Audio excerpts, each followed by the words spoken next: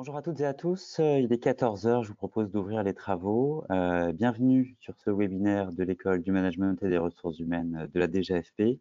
Vous êtes nombreux à avoir répondu présent à cette invitation pour ce webinaire qui est consacré aujourd'hui au manager public. Un manager public qui fait face à de nouveaux défis, qui doit développer de nouvelles compétences et qui a été particulièrement mis à l'épreuve au cours de ces derniers mois. Nous allons développer ces enjeux au cours des 2h30 à venir. Je suis Sébastien Verned du cabinet SIA Partners et je vais avoir le plaisir de modérer les échanges du webinaire. Et pour ouvrir ces travaux, nous avons l'honneur d'accueillir Monsieur Olivier Dussault, secrétaire d'État auprès du ministre de l'Action et des Comptes Publics, à qui je vais laisser la parole. Bien, bonjour à toutes et à tous et bienvenue sur ce webinaire. Je suis très heureux de vous retrouver. Thierry Le Goff, le directeur général de l'administration et de la fonction publique, qui est avec moi, ainsi que ses équipes et Marine Darnaud de mon cabinet, me disait à l'instant que vous êtes 600 inscrits pour cette rencontre, ces tables rondes dématérialisées.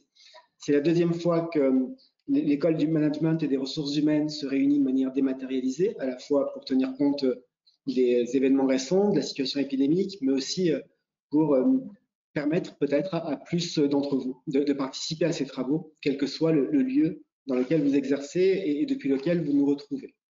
La dernière fois que j'ai eu l'occasion de m'exprimer devant l'école du management, c'était en février, mi-février, à une époque où le confinement était peut-être une vue de l'esprit, ou en tout cas une crainte éloignée par-delà nos frontières. Et nous avions travaillé ensemble, vous aviez surtout travaillé en réalité sur le collectif et sur l'engagement des collectifs comme condition de la réussite et condition du changement. Depuis, le collectif a été mis à rude épreuve, j'y reviendrai, et cela a montré d'ailleurs que cet engagement collectif était une des clés de la réussite, tant pour conduire le changement que pour faire face à la situation que nous avons connue. Et aujourd'hui, vous vous retrouvez à nouveau pour évoquer un nouveau thème, le manager public à l'épreuve, avec ce que cela implique comme nouveaux défis et comme nouvelles compétences. Ces épreuves, nous les connaissons, vous les connaissez depuis longtemps, et nous en avons traversé des très différentes, finalement des épreuves très originales au cours de ces dernières semaines. Et peut-être que ce titre autour du manager public à l'épreuve est à la fois l'occasion d'une réflexion prospective, mais aussi d'un premier bilan des quelques semaines que nous avons passées dans ce confinement, dans cet éloignement des collectifs de travail et par le développement du télétravail. J'ai une conviction, c'est que si cette crise, cette période a permis de mettre à jour des failles, des difficultés, c'est aussi un formidable accélérateur. Un accélérateur en termes d'adaptabilité, puisque en quelques jours, en quelques heures même, entre le 16 et le 17 mars, nous avons totalement réorganisé toute manière de faire fonctionner les services, avec le télétravail qui est devenu la règle de droit commun à chaque fois que c'était possible, avec l'éloignement des agents les plus vulnérables pour les protéger, avec finalement une adaptation immédiate pour garantir la continuité du service public, en tenant compte à la fois de celles et ceux qui devaient être absents pour garder leurs enfants parce que trop vulnérables, je le disais, de celles et ceux qui étaient en télétravail et qui ont parfois inventé des solutions de télétravail assez particulières, pour ne pas dire un peu bricolées, mais qui témoignaient d'un engagement personnel qu'il fallait souligner, qu'il faut encore souligner. Et puis un présentiel réduit le plus fortement possible, mais souvent rendu nécessaire pour à la fois des questions de confidentialité, de secret des données, ou aussi rendu nécessaire par du matériel en nombre insuffisant pour permettre le télétravail de tous, ou encore l'impossibilité d'exporter des applications qui nous servent au quotidien et qui ne pouvaient être utilisées ailleurs que dans nos locaux de travail. Vous avez eu aussi l'occasion de mobiliser les plans de continuité d'activité dans toute leur originalité, dans toute leur hétérogénéité, et nous avons aussi travaillé sur des plans de reprise d'activité, dispositions qui n'existent pas et sur laquelle nous allons peut-être devoir nous pencher dans les prochains mois, puisque cette crise aura aussi mis à jour la nécessité de réfléchir à la nature juridique des plans de continuité d'activité, à leur opposabilité, à leur nécessaire évolutivité en fonction de l'évolution de la situation que nous avons connue, donc de l'évolution d'une crise, et puis peut-être aussi donner une assise au plan de reprise d'activité, puisque la réalité est que nous avons été confrontés à une crise extrêmement longue de plusieurs semaines, qui dure encore par certains aspects, alors que tous nos plans de continuité d'activité ont été pensés pour des crises courtes, des événements météorologiques, des catastrophes, des choses en tout cas très ponctuelles et qui ne s'inscrivaient pas dans le temps. Il y a eu à la fois de l'adaptabilité, il y a aussi de l'inventivité. Et je pense aux conditions dans lesquelles vous avez pu garantir à tous les niveaux le dialogue social. Je sais que vous l'avez fait dans chacun de vos services. Nous avons pris une ordonnance permettant de dématérialiser les réunions d'instance de dialogue social. Nous l'avons fait aussi au niveau national, puisqu'avec les équipes de la DGAFP et mon cabinet, nous avons réuni chaque semaine les DRH de chacun des ministères, nous avons réuni les employeurs territoriaux, les 9 organisations syndicales représentatives pour faire un point aussi régulièrement que possible et essayer d'apporter des solutions et participer nous aussi à une forme d'inventivité ou d'adaptabilité des textes. Aujourd'hui, nous savons que nous pouvons faire cela et nous savons aussi que nous devons tirer des enseignements. Des enseignements sur la période de relance, des enseignements sur la conduite du changement, des enseignements sur des méthodes de travail qui parfois étaient, sinon craintes, en tout cas développées de manière un peu frileuse. Je pense notamment au télétravail, puisque cette période a montré par bien des aspects que le télétravail, qui était parfois vu comme impossible,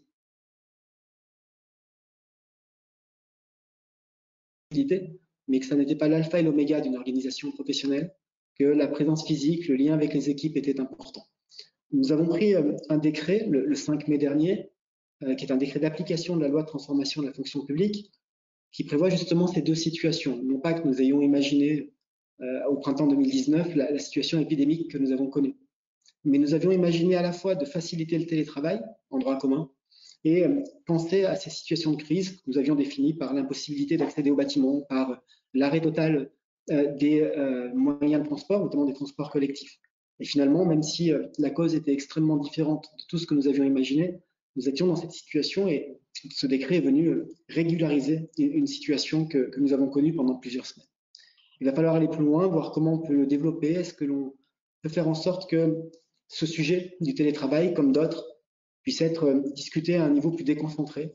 Et c'est le sens d'un chantier que nous avons ouvert avec les organisations syndicales, la rédaction d'une ordonnance, elle aussi prévue par la loi de 2019, qui va nous permettre à la fois de rendre opposables, sans passer par une inscription législative ou réglementaire, les dispositions d'un accord majoritaire, mais aussi d'envisager que cet accord majoritaire opposable puisse être conclu à un niveau déconcentré, en listant les sujets sur lesquels il s'appliquera, de manière à ce que les partenaires sociaux d'un établissement, d'un service déconcentré, d'une collectivité, puissent partager, se mettre d'accord et faire en sorte que cet accord, avec une clause de préférence, évidemment, s'il y a un accord national, mais que cet accord soit directement opposable dès lors qu'il est signé de manière majoritaire.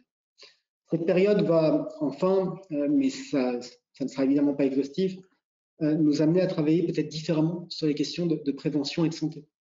Les preuves que nous avons vécues ces semaines, à la fois passées, mais aussi à venir, avec des préconisations sanitaires particulières, avec une attention encore plus particulière portée aux agents vulnérables, doivent nous éclairer, nous guider dans un travail que nous avons là aussi commencé à mener il y a quelques semaines, mais qui va prendre une tournure différente, à la fois autour de la réforme des instances médicales, mais aussi de l'élaboration du plan santé au travail que le Premier ministre m'a confié pour la fonction publique et dont nous veillons à ce qu'il soit concordant du point de vue calendaire avec le chantier, le même chantier finalement mené côté salarié du secteur privé par ma collègue Muriel Pénicaud. Un de nos objectifs est évidemment de faire en sorte que les mutualisations de moyens soient possibles sur les territoires par bassin d'emploi et que la meilleure façon de faciliter ces mutualisations, c'est encore de veiller à ce que, d'un point de vue calendaire, les dispositions s'appliquent dans la même période et avec le même rythme. D'autres points pourraient être évoqués.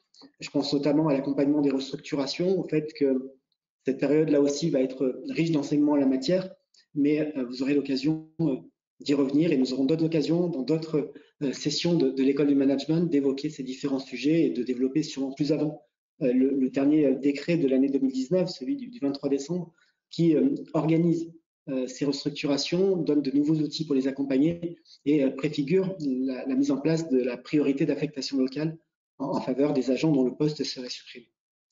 Vous allez cet après-midi, et je terminerai par là, aborder au travers de différents échanges, des tables rondes, à la fois ces sujets, puis tous ceux qui sont apparus pendant cette période, tous ceux qui relèvent de la prospective. Et je voudrais insister peut-être sur 3 compétences qui ont été mises particulièrement en avant pendant cette période et qui, à mon sens, sont des points à valoriser, et des pistes aussi à creuser, en tout cas un acquis à préserver. Je pense d'abord à la coordination interministérielle. Ça peut paraître un truisme, mais en réalité, cette période a été une période d'échange plus intense que jamais, fondée surtout sur la nécessité, sur l'urgence, mais à un niveau de proximité, dans une étroitesse des relations et avec une régularité, une densité et une fréquence des relations tellement forte que nous devons aussi continuer à nous en inspirer pour voir comment nous pouvons, sur des sujets extrêmement structurants comme l'immobilier de l'État, comme la transformation numérique, comme tout ce qui relève de ce qu'on appelle parfois en mauvais français les fonctions de back-office, que tout ça puisse être mieux partagé, puisqu'on a vu finalement que lorsque l'on se parle les uns les autres, les choses peuvent avancer souvent plus vite et plus facilement. La deuxième compétence, je l'ai un peu esquissée, c'est celle de la responsabilité, ou plus exactement de la responsabilisation des acteurs. Il y a des jalons qui ont été posés avec la réforme de la fonction publique et la suppression de l'examen des situations individuelles en CAP, les mobilités depuis le 1er janvier, les promotions au 1er janvier prochain, le travail que cela implique pour rédiger et partager des lignes directrices de gestion. J'ai évoqué il y a un instant le projet d'ordonnance qui permettra de revaloriser le dialogue social dans la fonction publique et les accords majoritaires. Je crois profondément que cette période de crise, cette épreuve, nous a permis de voir que la déconcentration des décisions, la confiance faite aux encadrants, l'autonomie donnée à celles et ceux qui sont sur le terrain, plus près des agents, sont des clés de réussite. Je dis parfois qu'en matière d'organisation de l'action publique, le vrai D de la loi 3D, c'est celui de la différenciation. Parce que c'est celui de la rencontre entre la décentralisation et les compétences des territoires et celui de la déconcentration qui s'inscrit plus dans la verticalité.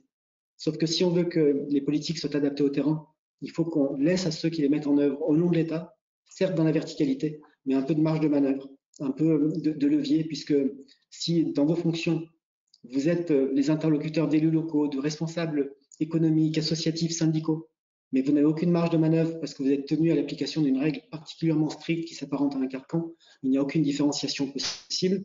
Et par ailleurs, il n'y a pas de confiance non plus, ce qui n'est pas le sens de ce que nous cherchons et le sens des réformes que nous menons les uns et les autres. Et puis enfin, je crois qu'en termes de compétences, cette période a mis l'accent sur l'inventivité, sur la nécessité d'avoir des profils extrêmement divers. Et là aussi, tant parce que nous avons déjà fait en matière de recrutement que parce que nous allons faire, je pense notamment aux questions de diversité, aux partenariats que nous sommes en train de construire, que nous avons construit, mais qui va être traduit concrètement avec des plateformes comme Mosaïque RH. Il faut qu'on puisse encore plus donner à chacun de nos services la possibilité d'attirer, d'appeler des profils différents pour que justement demain les managers soient un peu différents, dans un cadre républicain, dans un cadre d'égalité, avec des objectifs partagés, mais que cette différence puisse enrichir l'ensemble de nos collectifs. J'ai déjà été trop long, donc je vais m'arrêter là, vous laisser travailler, céder la place, je crois, au directeur général pour la première table ronde. Si vous me voyez regarder sur ma droite, c'est parce qu'il est caché derrière la caméra sur ma droite.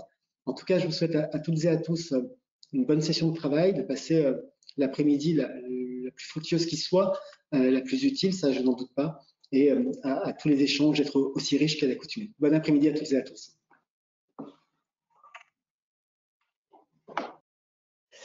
Merci beaucoup, Monsieur le secrétaire d'État, pour cette ouverture. On va continuer les travaux qui vont être structurés autour de 3 temps forts. Un premier temps de table ronde, et Monsieur Dussault a insisté sur la coordination interministérielle. Nous aurons l'occasion d'y rentrer dans les détails juste après. Ensuite, on aura une courte pause et on aura 2 grands temps de retour d'expérience. Un premier temps de retour d'expérience du secteur public, avec le témoignage du général William Baquet, qui est directeur de projet en charge de la transformation RH de la Gendarmerie nationale, et de Delphine Goujon, directrice générale adjointe du pôle ressources du Conseil régional du Grand Est. Et puis, un retour d'expérience du secteur privé avec le témoignage de Manuel Boujard, qui est directeur de la transformation RH au sein du groupe MJ, et qui a également un passé professionnel au sein de la fonction publique. Pour la table ronde, donc j'ai le plaisir d'accueillir Nadi Bouana, qui est directeur interministériel du numérique, Monsieur Thierry Lambert, délégué interministériel à la transformation publique, Alain Resplandy-Bernard, directeur général de la direction de l'immobilier de l'État, et Monsieur Thierry Le Goff, directeur général de l'administration de la fonction publique. Pour ouvrir cette table ronde, je vais me tourner d'abord vers Monsieur Bouana, donc qui est directeur interministériel du numérique.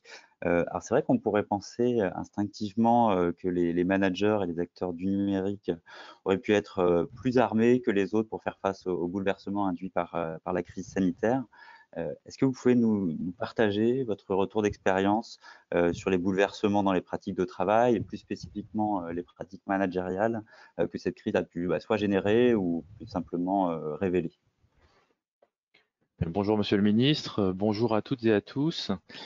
Effectivement, comme le ministre l'a rappelé, l'État a dû se reconfigurer en quelques jours. L'impact de la crise sur le management, je vais essayer peut-être dans la dizaine de minutes qui vient de vous la décrire sous le prisme du numérique. Je rappellerai peut-être tout d'abord le rôle de la DINUM. Nous jouons le rôle d'un cabinet de conseil interne au sein de l'État, en charge de la définition de la stratégie numérique, en charge de la coordination de sa mise en œuvre dans les ministères, et puis en charge également de conseiller le gouvernement sur ces politiques.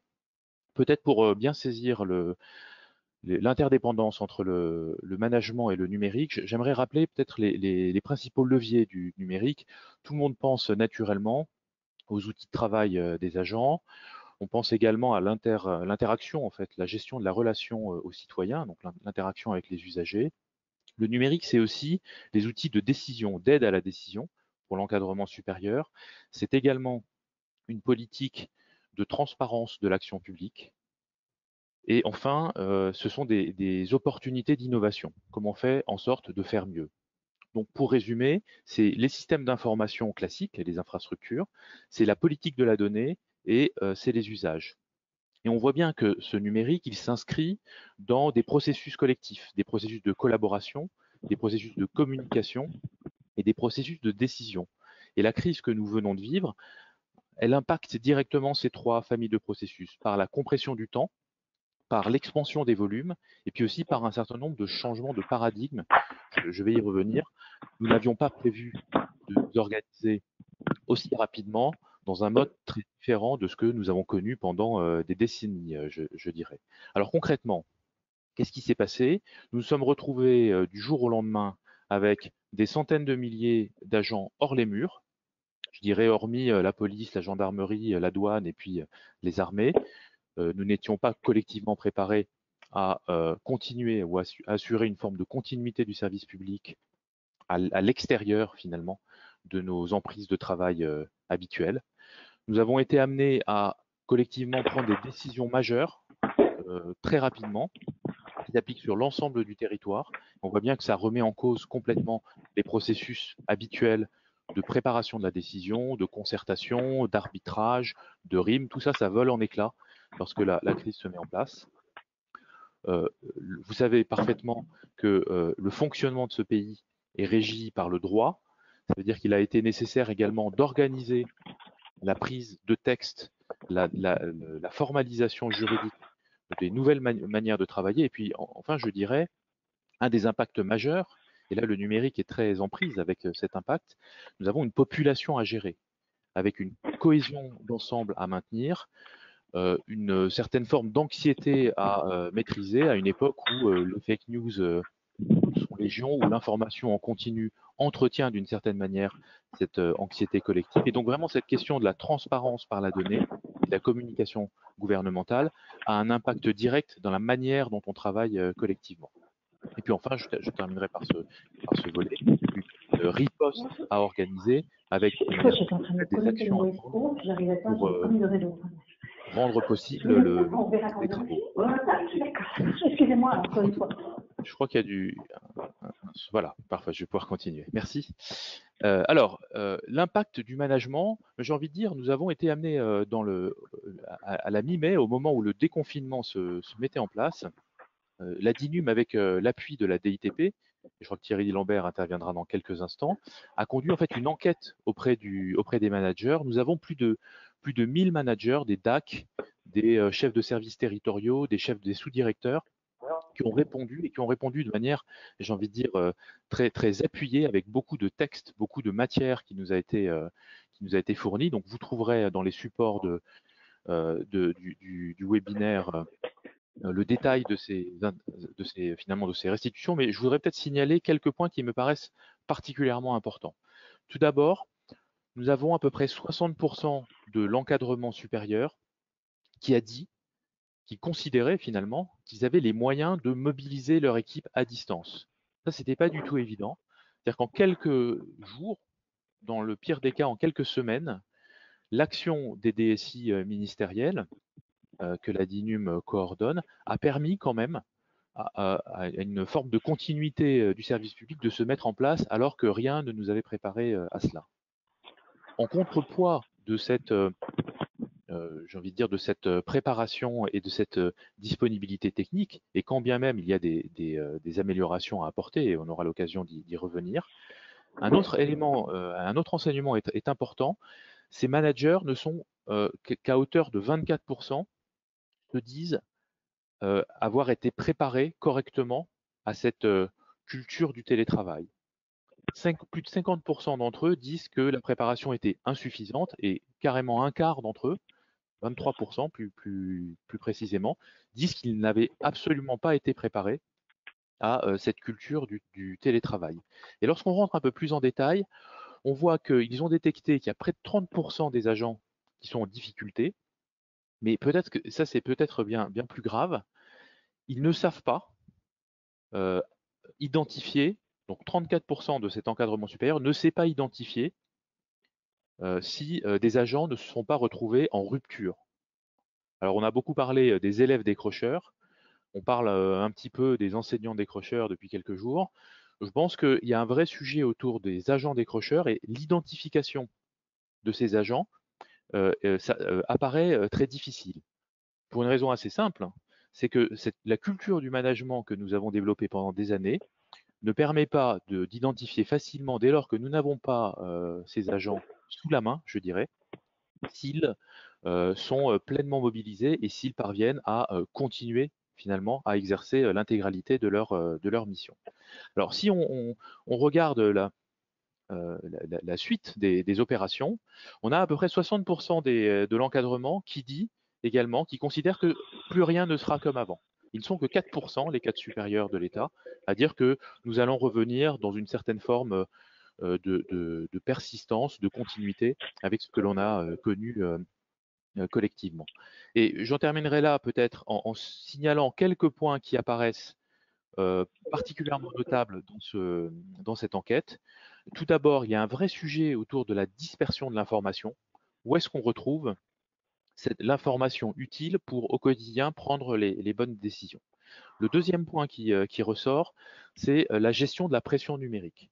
Entre le développement de l'instantanéité permanente et puis une certaine forme, je dirais, de difficulté à faire la part des choses entre le personnel, le professionnel, et en particulier à réserver des plages de temps strictement pour le professionnel et ensuite se déconnecter, donc vraiment ce sujet de la déconnexion. On voit bien que c'est très compliqué, personne n'a été vraiment habitué à le faire. Alors dans la sphère numérique, on a un peu plus d'habitude en la matière, puisque la conduite même des projets nécessite très souvent un travail à distance et qui se marie assez bien avec le télétravail, mais on pourrait dire qu'à l'échelle de l'État, c'est quelque chose qui est probablement plus difficile.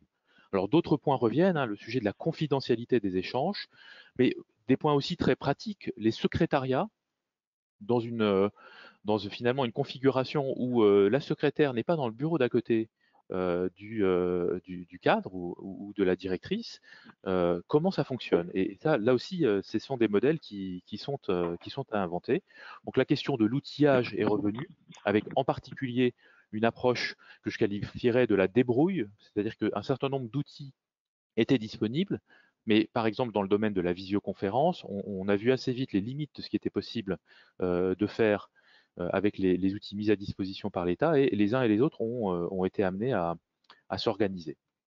Alors, peut-être pour terminer mon propos, le sujet de l'accompagnement de l'encadrement supérieur et de l'encadrement intermédiaire apparaît comme essentiel, et en particulier, vous m'excuserez peut-être un peu cette approche qui pourrait être perçue comme provocatrice, mais le rôle et la place du middle management, donc de cet encadrement intermédiaire, est plus difficile à organiser à un moment où les chaînes de commandement se raccourcissent, les les prises de décision peuvent s'opérer de manière beaucoup plus instantanée compte tenu des outils qui sont mis à disposition.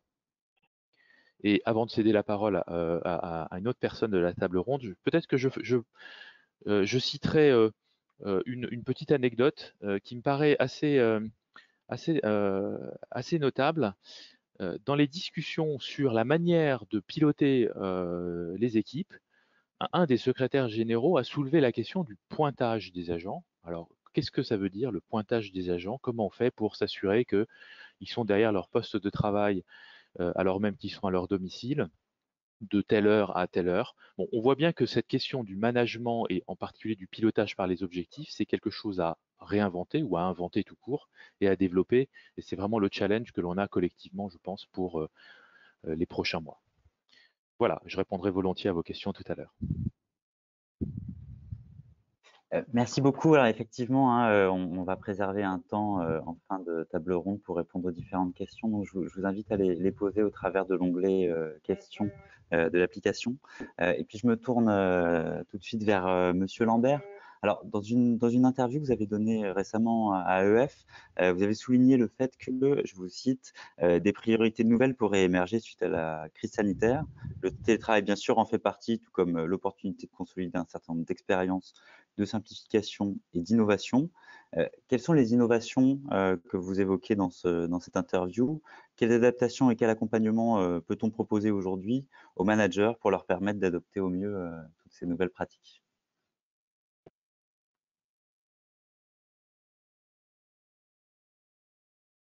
Oui, bonjour, merci beaucoup.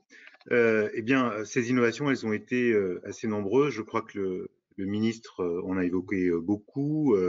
Nadi vient d'en présenter aussi quelques-unes.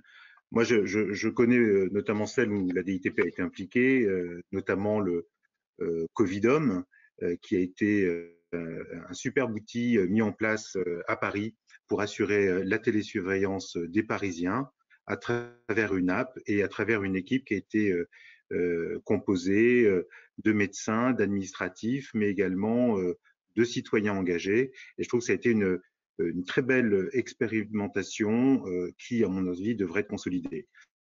On a également à la DITP, on est en réseau avec un grand nombre de laboratoires publics. Et ces laboratoires publics également ont été très très actifs pour aider les équipes à trouver des solutions. Alors elles sont toutes nature, c'est des solutions RH comme celle qu'a évoqué Olivier Dussopt et plein d'idées remarquables ont été trouvées sur le terrain pour avancer, mais également par exemple ce qui a été fait en Bretagne avec les Fab Labs ou bien encore des sujets de dématérialisation. Donc moi j'ai trouvé que alors il y a aussi solidarité numérique qui était intéressant. On a dit l'a pas évoqué directement, mais qui a été aussi une très belle initiative associant beaucoup de parties prenantes pour continuer à assurer l'inclusion numérique, notamment avec la fermeture des France Service. Alors moi, ce qui m'a frappé, c'est cette formidable énergie. Dans un monde complexe, les managers de terrain n'ont pas hésité à prendre leurs responsabilités. Et cette formidable énergie qui a été célébrée par le président de la République, elle est extrêmement impressionnante. Elle est nourrie par le contact des usagers. Elle est nourrie également par le très fort engagement que les agents publics ont manifesté pendant cette période. Et elle montre le bénéfice finalement d'une démarche un petit peu différente dans le management, qui a été prônée depuis longtemps par la DITP, mais dont la crise a finalement fait la preuve des résultats possibles. Alors je crois que ce qu'on va retenir de cette période, c'est une démarche un peu plus inversée, où on se tourne davantage vers les équipes de terrain pour trouver des solutions, dans une logique moins bureaucratique, comme l'évoquait Nadi, grâce aux outils, grâce aux données, beaucoup plus collaborative, comme l'évoquait également Olivier Dussopt, où notamment on doit collaborer entre ministères, mais pas seulement. Je citais aussi la capacité de mobiliser les citoyens, les entreprises, mais bien entendu, évidemment, cette collaboration très forte entre l'État et les collectivités locales. Et ayant participé à la mission Castex, je garderai aussi en souvenir les avancées qui ont été faites à ce moment pour remettre à l'honneur le couple préfet-maire dans la mise en œuvre des solutions de déconfinement. Voilà, donc peut-être qu'on devra avancer en trouvant des solutions managériales, en avançant pour redonner encore cette énergie très forte et durablement au terrain. Et au regard des annonces du président de la République, je pense qu'avec mes collègues, on va travailler dans les prochaines semaines pour nourrir cet agenda. S'agissant du télétravail, je dirais que ma première observation, c'est qu'on ne peut pas dire que la période que nous avons connue est véritablement du télétravail. Excusez-moi, j'ai un petit souci technique. Voilà, ça y est, on vous voit. Ça a sauté, voilà. Vous m'entendiez ou pas du tout? On vous entendait parfaitement, mais on ne vous voyait pas. D'accord, voilà. Alors, mon point sur le télétravail, c'est que effectivement, le télétravail, c'est pas tout à fait ce que nous avons connu. La période que nous avons connue, c'était un travail forcé, ça a été long, ça nous a privé très longtemps de nous retrouver en équipe, de retrouver nos parties prenantes, de retrouver les usagers, de retrouver finalement une bonne part de ce qui nous apporte de l'énergie aussi quand on travaille au service de l'État. Donc, je ne suis pas sûr que ce que nous avons vécu soit un avenir totalement souhaitable. En revanche, il a révélé le potentiel, Olivier Dussopt l'a souligné. J'ajouterai peut-être quelques points, notamment la contribution des fonctionnaires et des agents publics en général à réduire l'empreinte carbone par la réduction des trajets, un temps plus efficace qui a été souligné par nombre d'acteurs parce que les réunions forcément sont moins longues, et puis cette appétence pour la flexibilité que le télétravail offre aux uns et aux autres. Voilà. Alors il y a beaucoup de points positifs, il y a aussi des limites. Alors les limites techniques qui ont été présentées, mais aussi des limites qui visent aussi au maintien du bon équilibre entre le temps de travail et le temps personnel. C'est vrai que lorsqu'on travaille chez soi, il faut une grande discipline et c'est pas toujours facile à mettre en œuvre. On a reporté aussi pendant cette période beaucoup de stress. Une bonne partie de managers n'ont pas été à l'aise avec ces modalités de travail, mais encore faut-il rappeler que ce n'était pas vraiment du télétravail et que nous pourrions améliorer cela assez rapidement. Et puis surtout, beaucoup ont été privés de ce temps de convivialité, de collaboration plus directe, qui fait aussi le charme du travail en équipe. Alors, s'il y a une attente très forte qui a été confirmée par les enquêtes, Nadi l'évoquait, d'autres avis menés par la DGAFP confirmeront cette tendance. Ce que l'on voit, c'est que le télétravail doit absolument être pensé. Et c'est pour ça que les 4 directeurs que vous avez invités autour de la table essaient de mettre leurs forces en commun pour essayer de proposer des solutions.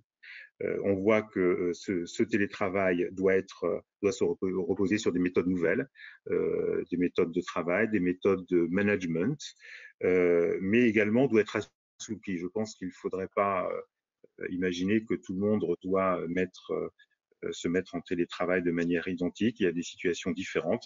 Là encore, il faut faire confiance au terrain, il faut faire confiance aux managers de contact pour trouver les meilleures solutions. Et donc, c'est plutôt aux agents et aux managers de s'organiser pour avoir un bon équilibre entre le temps à distance, le temps au bureau, voire le temps dans des bureaux partagés plus proches de chez soi.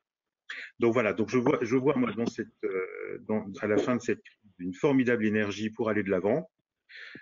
Et c'est cette énergie qu'il va falloir continuer à consolider, continuer à libérer pour que nous puissions accompagner l'orientation qui nous a été donnée par le président de la République. Alors, Monsieur le secrétaire d'État, tout à l'heure, insistait sur l'importance de la coordination interministérielle. Je crois que vous animez en ce moment un grand chantier de retour d'expérience avec la DGAFP, la DINUM et la DIE. Est-ce que vous pouvez nous en dire un petit peu plus sur cette initiative et puis sur l'enjeu justement d'aborder ces travaux à l'échelon interministériel? Je crois que comme vous l'avez vous-même anticipé en nous invitant tous les 4, c'est que le télétravail n'est pas qu'un enjeu IT, il n'est pas qu'un enjeu d'équipement et d'outils, il n'est pas qu'un enjeu immobilier, il n'est pas qu'un enjeu RH, il est à la fois, il est tous à la fois et un peu plus. Donc l'idée était effectivement, en liaison avec les secrétariats généraux de ministère, de mettre ensemble toutes les démarches que nous faisons pour mettre en ordre les enseignements que nous tirons de cette crise pour pouvoir les partager et après en avoir tiré quelques enseignements, être capable de proposer des orientations très concrètes et très pratiques sous forme d'un plan d'action que nous proposerons ensemble au gouvernement. Voilà un petit peu l'objectif de ce groupe de travail. Merci pour ce témoignage. Je vais me tourner maintenant vers Monsieur Resplandy Bernard et j'invite vraiment tous les participants à ne pas hésiter à poser des questions. Hein. On aura du temps en fin de table ronde pour que les intervenants puissent y répondre. Monsieur Resplandy Bernard, quand on préparait cette table ronde, vous nous avez fait part de votre conviction que l'immobilier, au-delà d'un simple centre de coût, pouvait être un véritable facteur des transformations managériales. Est-ce que vous pouvez nous en dire plus sur le sujet et partager plus en détail cette conviction? Oui, bonjour à tous. Effectivement, on dit souvent que l'immobilier est le deuxième centre de coût dans une organisation, derrière la masse salariale.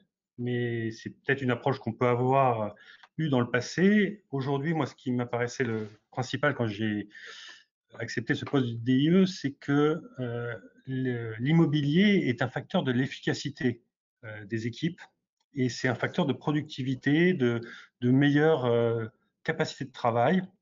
Et c'est surtout ça qui m'intéresse et qui a été confirmé, je pense, très fortement dans la crise, et j'y reviendrai un peu après. Toutes nos organisations, et alors particulièrement sans doute dans la sphère publique, se plaignent d'organisations en silo, d'avoir encore des organisations assez verticales. Et nos bureaux aujourd'hui, nos lieux de travail, reflètent cette organisation verticale assez cloisonnante. Or, tous les défis qu'on voit pour les managers, c'est au contraire d'aplatir les organigrammes, pour le manager de faire vivre des équipes, de la transversalité interne aux équipes, interne aux organisations, mais surtout avec l'extérieur. C'est ce qu'ont évoqué les trois précédents intervenants sur le collaboratif, la co-construction extérieure, le développement du mode projet. Tous ces défis qui se posent aux managers, les bâtiments, les lieux de travail les permettent d'accélérer ça ou au contraire le freinent. Et c'est un élément et un défi essentiel. Or, on sort un peu d'une période où on avait une conception assez uniforme du lieu de travail, du bureau. On définissait des bureaux, on essayait de standardiser ça le plus possible, un peu comme si nos journées de travail n'étaient consacrées qu'à une seule tâche. Alors qu'on a tous, on le sent, et nos équipes c'est pareil, une multiplicité de moments de travail. On a les moments de concentration individuelle, de création collective, à 2, à 10. Et pareil, dans nos équipes, on n'a pas qu'un seul métier. On a des gens qui vont travailler de manière très réfléchie, des juristes. On va avoir des gens qui vont être au contraire dans le créatif. Et donc, tout l'enjeu qu'on voit aujourd'hui et qui émerge depuis un certain nombre d'années, c'est d'avoir un immobilier tertiaire, des bureaux qui permettent, qui sont suffisamment plastiques pour s'adapter à tous ces besoins. Donc ça, ce sont des tendances de fond qui étaient très fortes, qui sont très fortes dans le secteur privé, mais aussi dans la sphère publique. Et je pense que la crise actuelle et ce qu'on vient de vivre ne remettent pas du tout en cause ces grandes tendances de fond, mais au contraire accentuent l'actualité et la pertinence des questions qu'il y a derrière. En gros, on s'est fait tous éjecter de nos bureaux. On a laissé les 100 millions de mètres carrés que l'État occupe pas tout à fait vide quand même. Il y avait du monde pour tenir la permanence de l'État, mais beaucoup de mètres carrés vides. Et du coup, c'est l'occasion de se poser la question, mais à quoi ça sert? À quoi ça sert d'avoir ce lieu physique qui coûte cher, c'est évident, à construire, à maintenir, qui mobilise de l'espace, qui a une empreinte carbone? À quoi ça sert pour mon efficacité, pour mon travail? Et du coup, je pense que tous on ressort de là avec une question encore plus forte sur à quoi ça me sert d'avoir un lieu collectif plutôt que de travailler simplement dans l'espace que je peux avoir ou ne pas avoir, ça c'est une autre question, dans mon appartement. Donc, je crois que la période a permis d'accentuer la pertinence de la question des nouveaux espaces de travail, de la nouvelle organisation du travail. Et elle a ouvert comme ça plein de champs de questions sur lesquels nous allons commencer à travailler. Alors justement, vous animez un groupe de travail prospectif qui se penche sur la manière dont l'État, dans sa politique immobilière, peut prendre en compte les mutations du travail avec des universitaires, avec des acteurs publics, des acteurs privés. Est-ce que vous pouvez nous en dire un petit peu plus sur cette initiative et puis peut-être les premières tendances qui se dégagent? Au sein de la DIE, un peu assisté, comme tout le monde, aux réactions très très disparates qui sont manifestées avec cette crise du Covid et l'impact sur nos organisations du travail. Et vous avez dû tous lire dans la presse des grandes déclarations très très à l'emporte-pièce sur la fin de l'open space, sur la généralisation du télétravail, sur la fin du flex office ou au contraire le boom du flex office que ça allait engendrer. On a retrouvé et on retrouve encore le même type de réaction très très épidermique et très extrême chez les dirigeants publics et dans la sphère publique. Si je regarde notre expérience, nous pilotons un certain nombre de projets immobiliers de construction de nouveaux bâtiments. Et par exemple, la semaine dernière, dans la même semaine, j'ai eu à traiter 2 cas. Celle d'un patron public qui me dit ça y est, je suis convaincu qu'on va passer massivement au télétravail. Je suis en dialogue compétitif avec des entreprises sur un programme de construction neuve. On est en train de construire un éléphant blanc, il y a beaucoup trop de mètres carrés. Comme tout le monde sera en télétravail, on va réduire massivement les mètres carrés.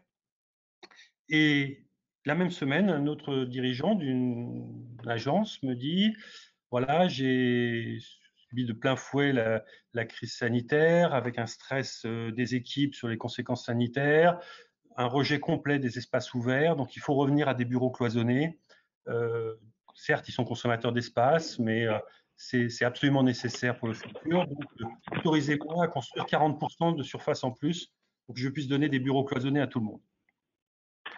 Donc, face à ces réactions un peu épidermiques et qui partaient dans tous les sens, on a voulu se poser d'abord en travaillant, comme l'a dit Thierry, sur les aspects de retour d'expérience et le faire de manière posée et transverse, c'est-à-dire de travailler à la fois sur les aspects numériques, managériaux et, in fine, bâtimentaires, et puis le faire avec le monde académique et le secteur privé, qui a connu, en tout cas pour le secteur privé tertiaire, le même défi que nous. Donc c'est le groupe de travail qu'on a lancé au niveau de la DIE, qui travaille sur 2 sujets, si on revient sur le petit slide qui était avant, à la fois l'impact que peut avoir à court terme ou à moyen terme tous ces bouleversements du management et de l'organisation du travail sur l'espace à l'intérieur de nos bureaux, et puis l'impact que ça peut avoir à l'échelle beaucoup plus vaste sur l'organisation dans le territoire de nos différents lieux de travail.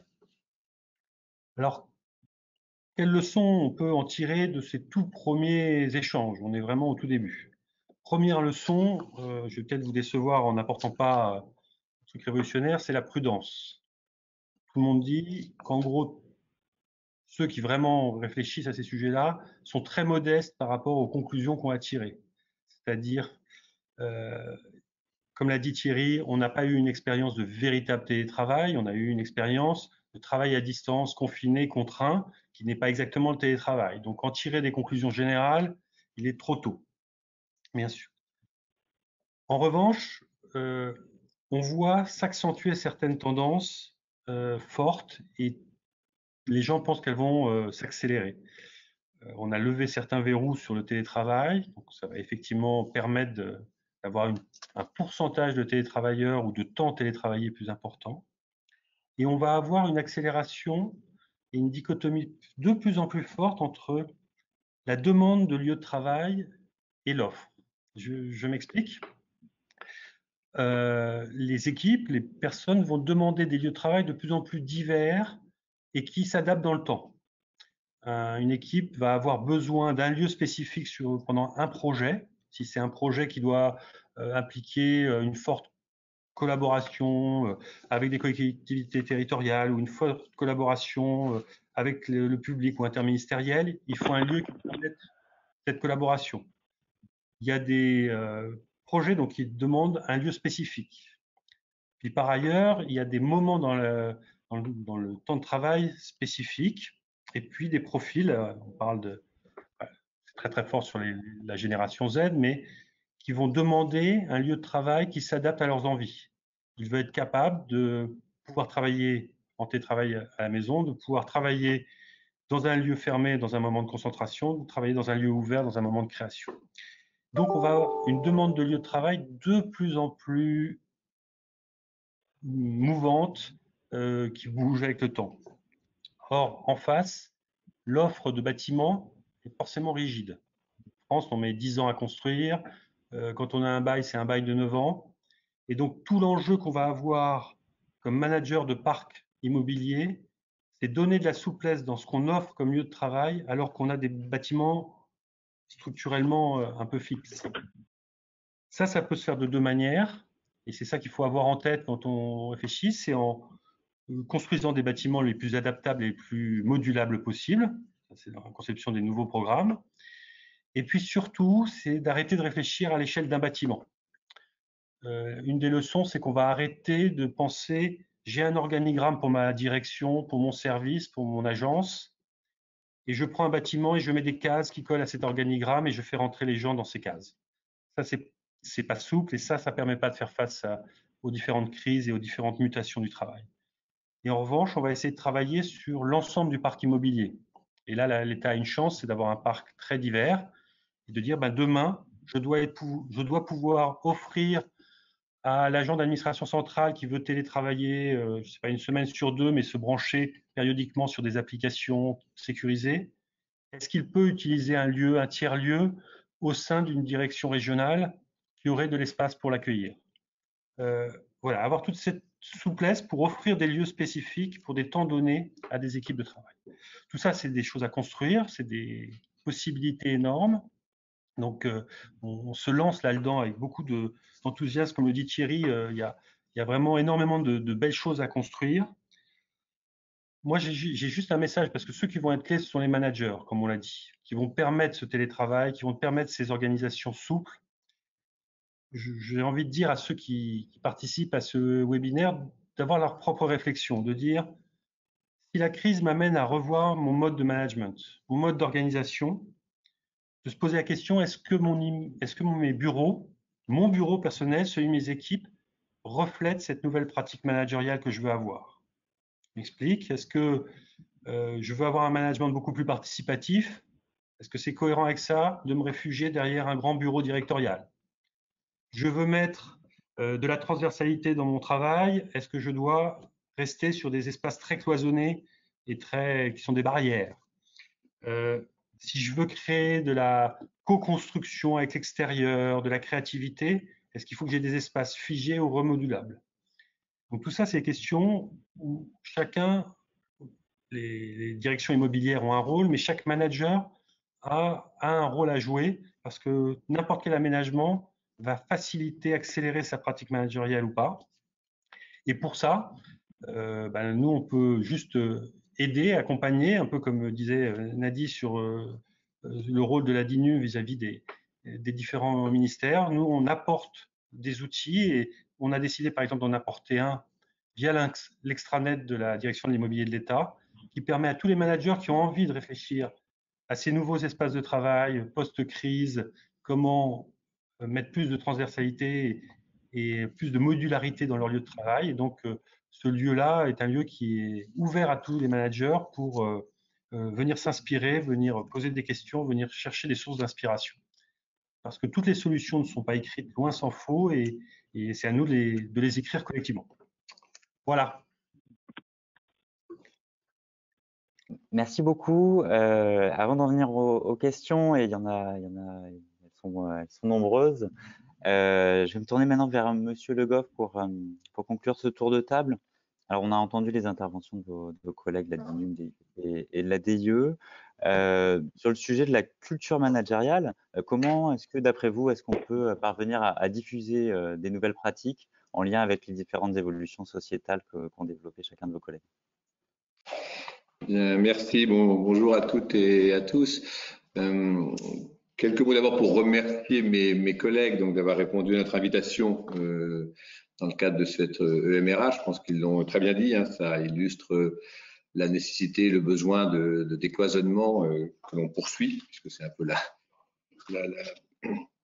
l'idée même de la DGAFP que d'arriver à travailler avec d'autres, et ça n'a de sens effectivement que si on y parvient. Mais merci à eux, parce que je crois que ces éclairages croisés sur ces problématiques, la crise, mais ils l'ont très bien dit, hein, illustré effectivement ce besoin d'avoir des approches assez profondément renouvelées et en mixant donc un certain nombre de regards, d'approches, de compétences aussi qu'ils illustrent parfaitement.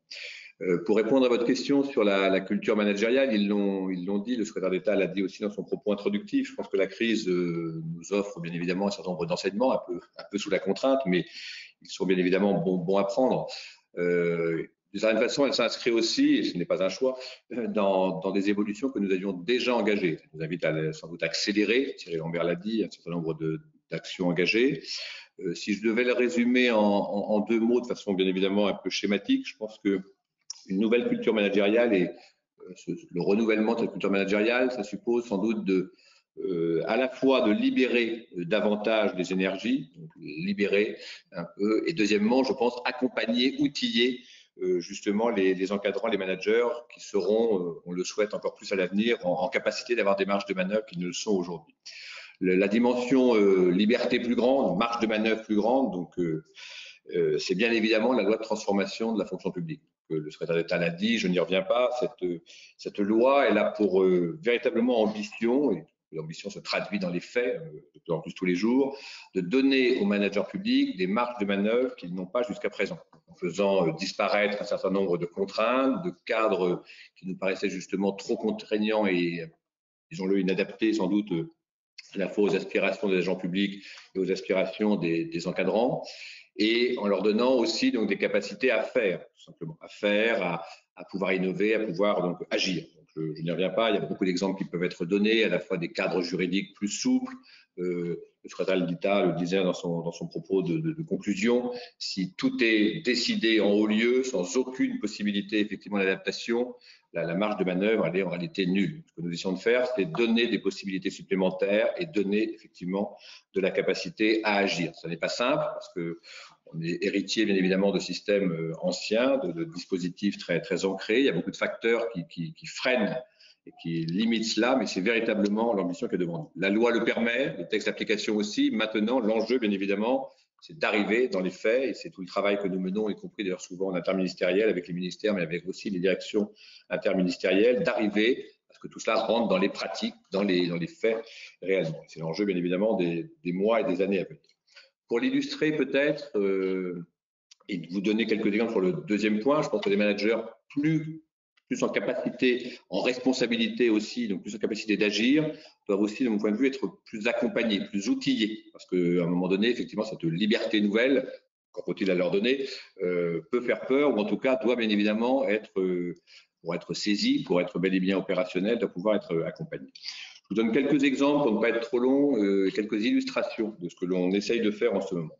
Premier exemple, première illustration très importante, je pense que dans l'intérêt de l'ensemble de la fonction publique, le renouvellement de ces pratiques managériales sera aussi un facteur d'attractivité très important pour la fonction publique. On voit bien que dans toutes les enquêtes, elles ont été évoquées pour certaines d'entre elles, on en fait d'autres en ce moment, les attentes des futurs agents publics sont prioritairement centrées sur une évolution du management public. Donc si on souhaite, si on veut, et c'est bien évidemment une nécessité, demeurer une fonction publique attractive, attirer les talents, des talents divers, des talents variés, on se doit effectivement de travailler sur ces problématiques managériales, renouveler effectivement profondément nos pratiques managériales. C'est ce que nous faisons déjà depuis de nombreuses années, ce que nous avons accentué et accéléré au cours des derniers mois. La loi, je le dis, bien évidemment, offre le cadre, mais tous les travaux que nous menons sur la fonction RH avec l'ensemble des ministères, sur la fonction recrutement en particulier, y compris avec des partenaires comme l'API, sur la marque employeur donc de l'État, sur le sens, le valeur du service public. Tout cela, bien évidemment, est absolument essentiel. Et c'est aussi ce qui fera que nous aurons bien évidemment une attractivité suffisante. Deuxième axe, je l'indique rapidement dans la petite diapo que vous avez, on voit que dès que l'on soutient l'innovation managériale, l'innovation RH, les énergies se libèrent très facilement.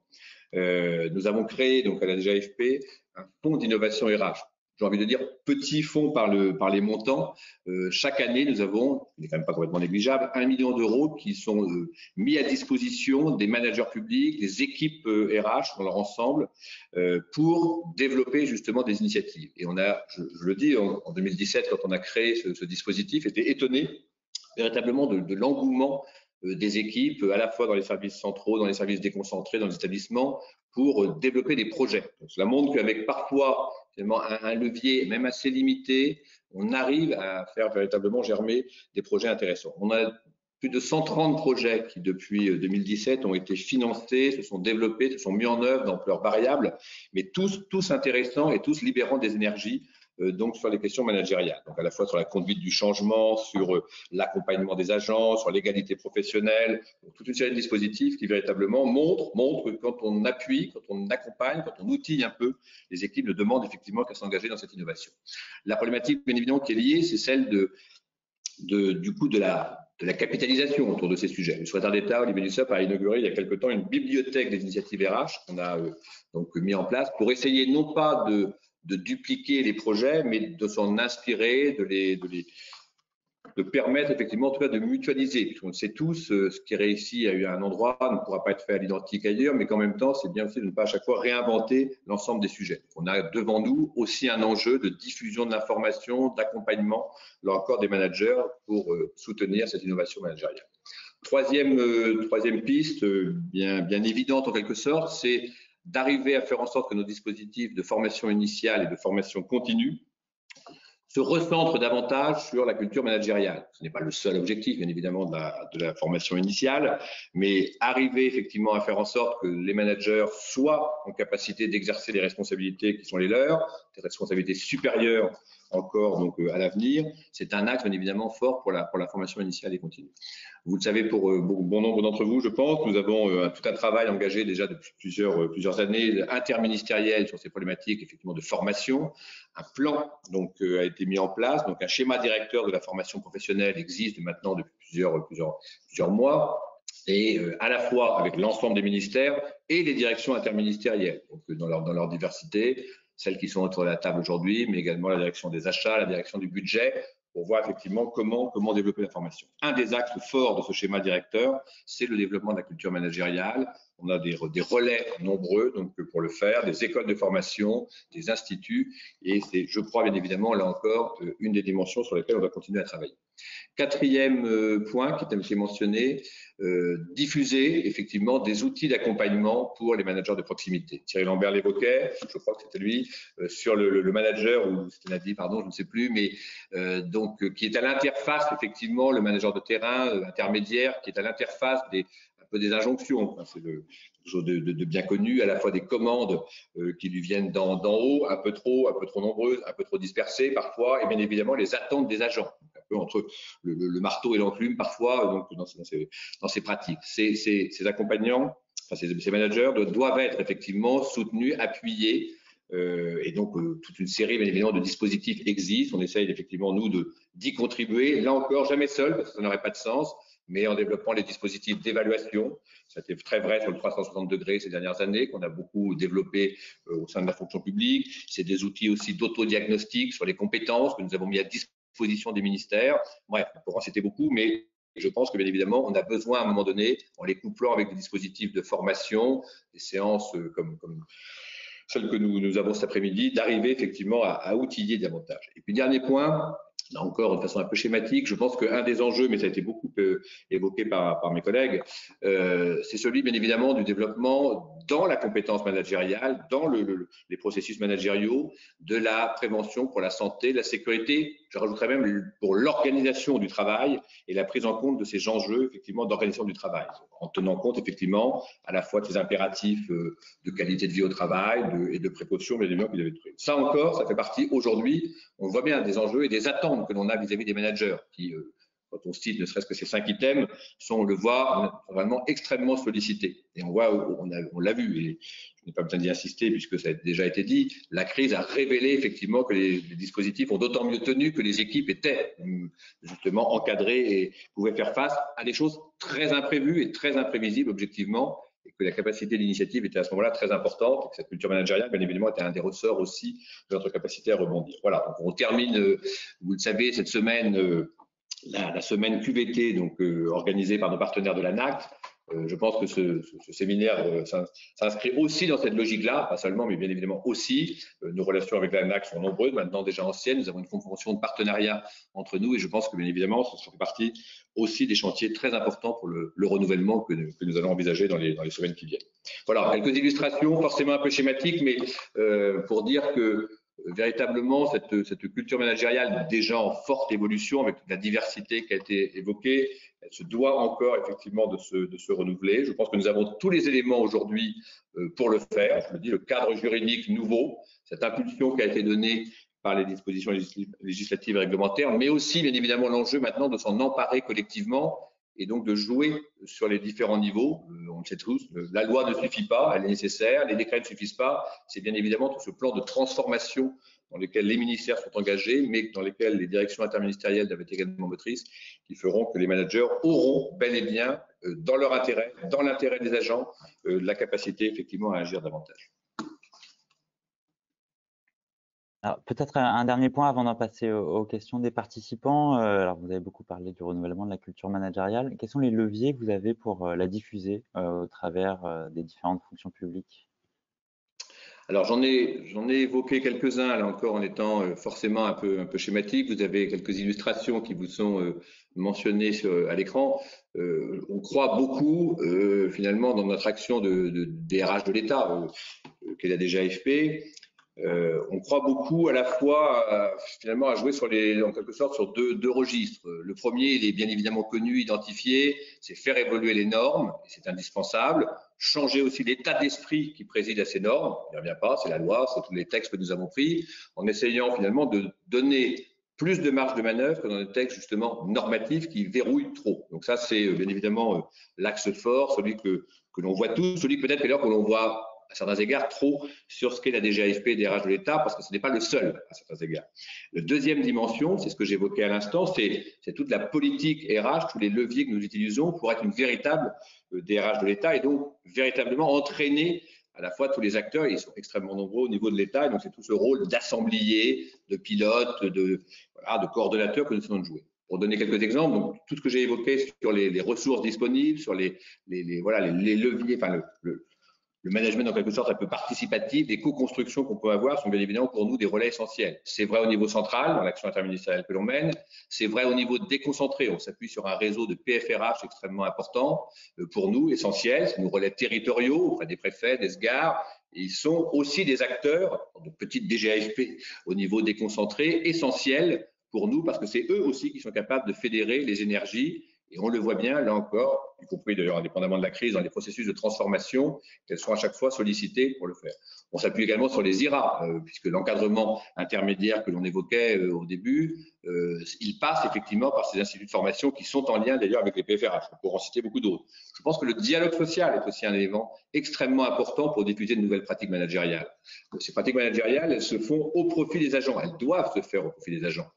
Il ne s'agit surtout pas de l'opposer et donc faire en sorte que dans le dialogue social, et c'est bien évidemment sûrement un des enjeux des années à venir, y compris comme l'évoquait le secrétaire d'État dans le cadre du renouveau des instances du dialogue social, arriver à avoir une place plus importante sur ces pratiques managériales, sur ces pratiques d'organisation du travail, sont des points extrêmement importants. Voilà, donc quelques pistes, mais véritablement ce développement, je le répète, à la fois de normes qui évoluent, qui laissent de l'espace et donc un espace qui doit être emparé, ou dont on doit s'emparer, qui est absolument essentiel et qui passe par finalement la responsabilisation des acteurs, mais aussi sans doute une meilleure circulation et de l'information et de la mutualisation. Merci beaucoup, Monsieur Le Goff. Merci à tous les intervenants. Monsieur Bouana, une contrainte et doit nous quitter. Donc, merci beaucoup, Monsieur Bouana. On vous libère et je vais laisser la parole à Sophie Avette pour les questions des participants. Merci beaucoup, Sébastien. Alors, du côté des questions, une première question pour Monsieur Alain Resplandy-Bernard qui concerne justement les bureaux en open space. Est-ce que les bureaux en open space sont une réponse aux constructions en silo qui ont été évoquées? Avec la question également de l'actualité Covid et des études sur l'efficacité. Voilà. Alors, il n'y a pas une réponse immédiate. L'open space pour l'open space, c'est pas une solution. L'important, c'est de voir quels sont les besoins des équipes. Est-ce que vous avez un besoin de travail collectif, besoin de concentration? L'open space est un des éléments dans un bâtiment où vous allez avoir différents lieux. Donc, l'open space reste une solution pertinente parce qu'elle permet des gains d'efficacité en termes d'espace immobilier consommé, mais il n'est efficace que si il s'accompagne de lieux où une équipe peut se retrouver, où un individu peut se concentrer, où un individu peut passer des appels. Donc, parler d'un des éléments du PULSE, qui est la conception d'un bâtiment tertiaire qui offre un bon cadre de travail et un collectif de travail, c'est trop focalisé sur un sujet. Donc, ça ne sera pas la fin de l'open space, la période qui va s'ouvrir, parce que l'open space a énormément d'efficacité s'il est bien conçu, c'est-à-dire s'il est isolé phoniquement pour pas que ce soit un enfer pour ceux qui le vivent, et s'il a d'autres espaces à côté. Mais c'est qu'un des éléments, et vraiment, moi j'appelle à une chose, c'est ne pas se focaliser sur une des pièces du puzzle, c'est celle qui est la plus polémique aujourd'hui. Il faut la remettre dans son contexte. On doit offrir à l'équipe différents lieux de travail en fonction de ses besoins. L'open space, en tout cas à cette force-là, c'est qu'il permet l'interaction sociale.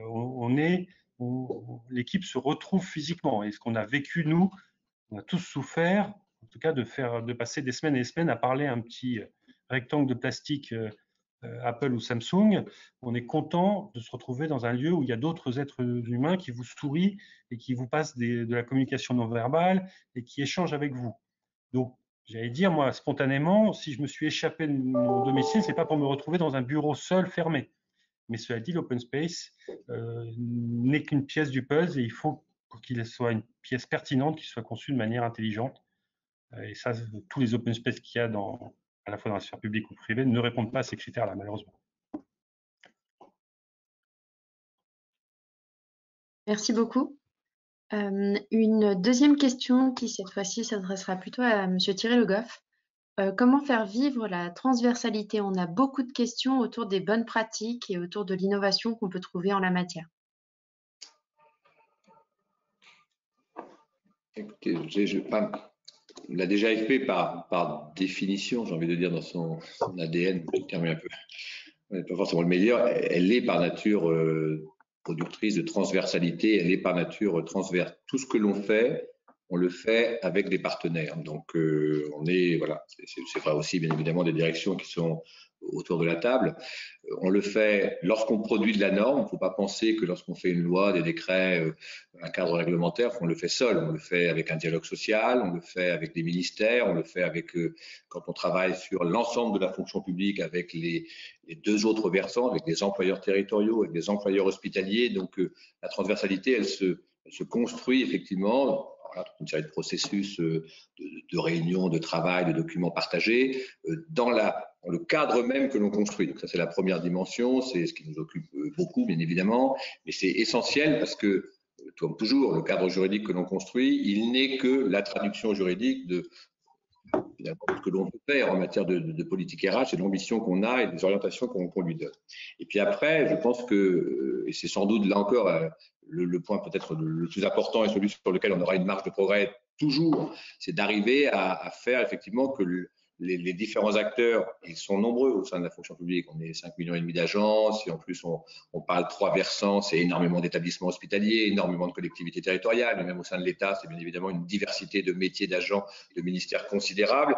Il faut arriver à faire en sorte que les acteurs, les agents publics, tout simplement dans leur diversité, s'emparent de tous ces dispositifs-là. Les connaissent d'abord, c'est déjà un point bien évidemment important, mais aussi s'en emparent. C'est tout le travail que l'on mène bien évidemment pour la connaissance de la fonction publique, c'est toute la diffusion que l'on a de toutes ces informations. On met à disposition énormément de ressources.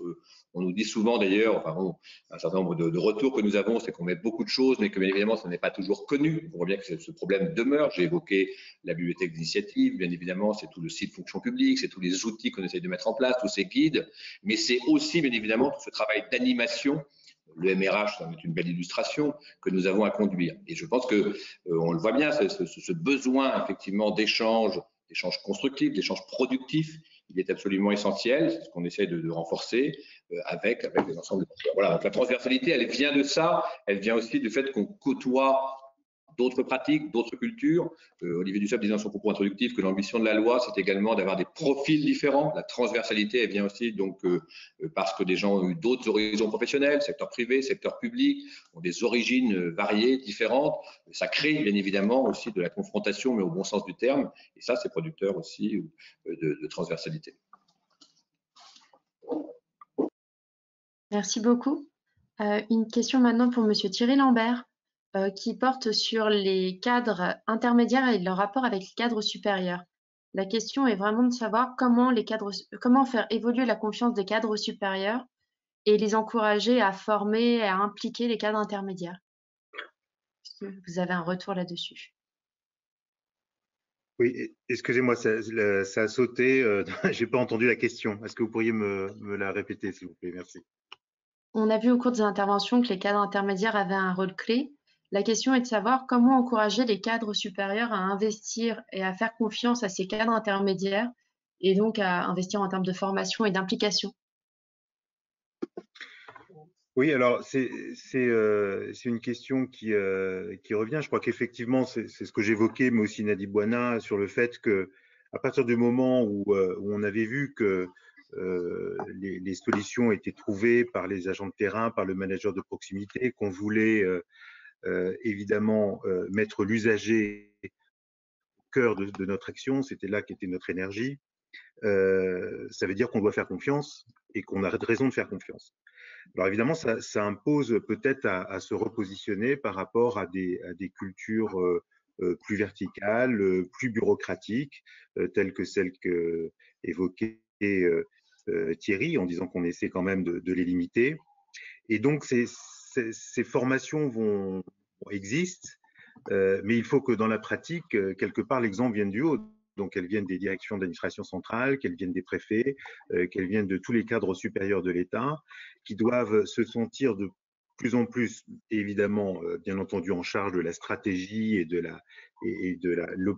l'atteinte des objectifs qui leur sont donnés, mais également se positionner davantage en support, en écoute, pour se poser une question simple, c'est à un moment, comment nous, cadres supérieurs, cadres intermédiaires, nous pouvons faire en sorte d'articuler notre action pour que les équipes de terrain aient du succès dans la mission qui leur est donnée. Et je pense que c'est pas quelque chose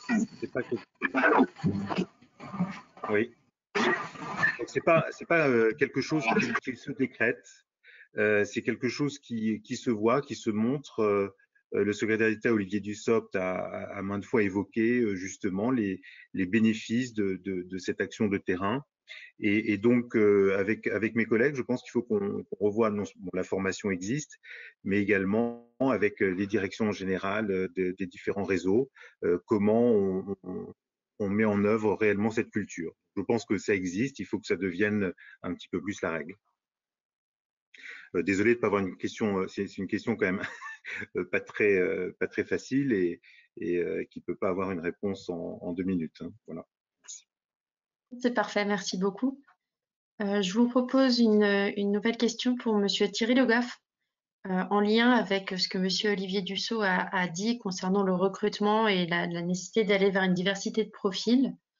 On a une question concernant les implications concrètes, les actions notamment en matière de politique RH sur ces questions de recrutement. Alors là aussi, il y a beaucoup plusieurs dimensions. Hein. Donc, la première, c'est on a élargi, vous le savez, par la loi, je ne vais pas le développer longuement, parce que je pense que c'est assez bien connu maintenant, les possibilités de recrutement au sein de la fonction publique. Recrutement, bien sûr, de fonctionnaires, en travaillant d'ailleurs sur les concours, en revisitant tous les processus de concours. Bon, voilà, ça c'est des choses assez déjà ancrées maintenant dans les pratiques. Diversité aussi plus grande par l'apprentissage. C'est pas une forme de recrutement comme une autre. C'est aussi une logique d'abord de formation, mais ça permet également d'avoir des profils un peu différents. Recrutement contractuel facilité par la loi, donc avec des possibilités nouvelles qui ont été offertes. Ça donne du coup des profils potentiellement différents, pas forcément automatiquement différents non plus, mais en tout cas potentiellement différents et des parcours professionnels différents. Donc on a une gamme. On a deuxièmement, peut-être pour un peu là aussi un peu schématique, mais toute une action qui a été engagée depuis plusieurs années sur les politiques de diversité au sein de la fonction publique. Vous savez que la plupart des ministères sont maintenant labellisés d'une part pour l'égalité femmes-hommes, qui n'est pas un élément de diversité, qui est un élément d'égalité professionnelle entre les femmes et les hommes. Et par ailleurs, on a engagé des processus de labellisation sur la diversité, avec une série de critères, parce que ce n'est pas propre à la fonction publique, ça existe également dans le secteur privé pour le faire. Et puis, il y a, dans le cadre de ces politiques de diversité, toute une série de travaux que nous menons et d'actions pour avoir effectivement recours à donner la possibilité finalement à tous d'accéder à la fonction publique, en passant ses concours, en ayant accès aux écoles de formation, en passant par des classes préparatoires intégrées, en ayant toute une série de dispositifs. Donc la diversité, elle vient de tout cela. On sait qu'elle se construit aussi très en amont par l'information. On a eu une série d'actions parfois menées avec les ministères également sur l'information vis-à-vis des collégiens, des lycéens, pour faire connaître les métiers de la fonction publique. Donc, ça rejoint la question de l'attractivité. Donc c'est cet ensemble-là qu'évoquait effectivement le secrétaire d'État sur comment finalement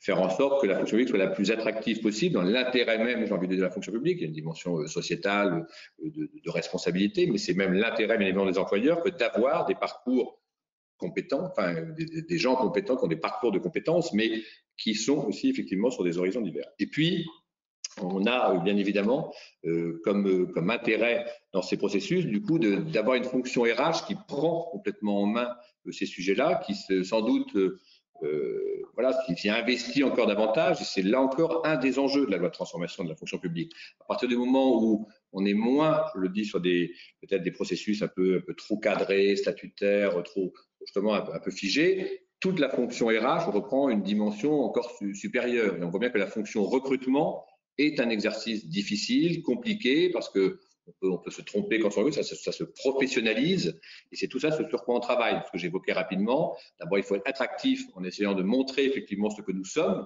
dans notre grande diversité qu'est l'État, et d'avoir après effectivement toute une série de leviers pour travailler. C'était l'exemple que l'on a. On pense que par exemple l'idée de beaucoup de ministères ont travaillé sur leur attractivité, sur la marque un peu employeur. Des ministères comme le ministère des Armées ont fait un travail absolument considérable en la matière avec beaucoup d'efficacité. On se dit qu'il y a sûrement, on fait en sorte que l'État se donne effectivement une visibilité plus grande. On travaille avec l'API sur ces sujets, mais avec d'autres également pour voir, qu'on donne à voir effectivement ce que nous sommes, qu'on puisse effectivement attirer les talents dans un marché qui est forcément compétitif, inégalement, mais selon les métiers, on le voit bien, les tensions sont déjà là. Voilà, c'est un peu beaucoup d'axes. Là encore, la loi permet des choses. Mais au-delà de la loi, c'est tous ces dispositifs effectivement d'information, d'action, d'encouragement, d'accompagnement qui nous permettront effectivement d'être plus attractifs demain et plus divers, et donc forcément aussi plus en phase avec la société, mais également, je le redis, c'est dans l'intérêt même des employeurs publics. Merci beaucoup. Ce sera le mot de la fin de cette table ronde. Un très grand merci à l'ensemble des participants de vous être prêtés à cet exercice.